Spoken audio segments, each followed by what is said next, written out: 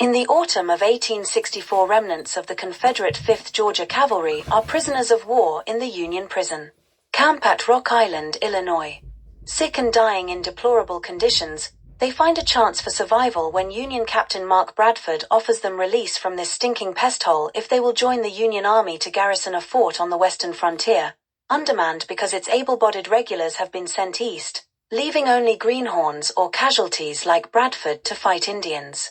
Although promised that they will not be compelled to fight against their own, many of the Georgians resist the offer. The decision is put to a vote, but there is deadlock when the last soldier dies before he can choose. Compassion for his men, and Bradford's sincerity, compel their reluctant commander, Colonel Clay Tucker, to break the tie by agreeing to the conditions offered. The troop arrives at Fort Thorne, New Mexico, a small outpost of the 3rd Cavalry. Their welcome from the commander, Major Henry Keniston, is stern and provocative. The bitter Keniston has a limp from a wound that relegated him to Fort Thorne early in the war.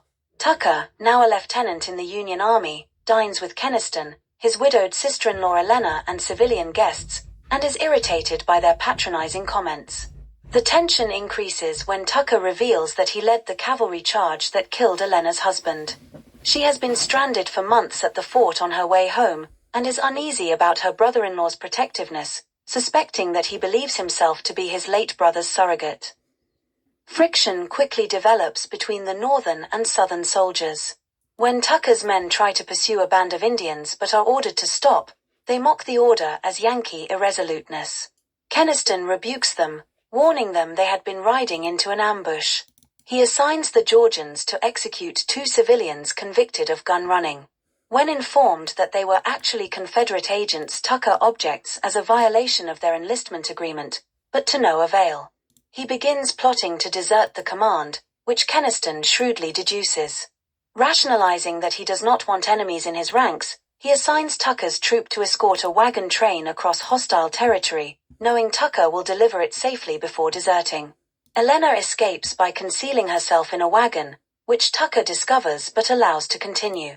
Ephraim Strong, a civilian in the train, reveals himself as a Confederate agent, pretending to be a Union agent, and enlists Tucker in a plan to link California with the South. He persuades Tucker not to desert with his men but to return to Fort Thorne with Elena to gain Keniston's confidence. While surprised by Tucker's actions, Keniston continues to be wary of him. The troop is away from the fort when Keniston executes a Kiowa warrior, son of the chief Satank, as a rebel and traitor. Tucker receives his orders to join the Confederates and makes Bradford a prisoner. He has him escorted back to the fort, but Bradford and his escort return to report that the fort is under siege by hundreds of Kiowa warriors. Despite strong misgivings, Tucker decides to return. The troop fights its way into the fort, but can only delay the inevitable, being saved from annihilation only by the setting of the sun. Bradford is killed. Keniston decides to offer himself as a sacrifice and turns over command to Tucker. A few days later, a dispatch rider arrives with news that General Sherman has completed his march to the sea, spelling doom for the Confederacy. Elena tries to comfort a despairing Tucker with the hope that things will seem better tomorrow.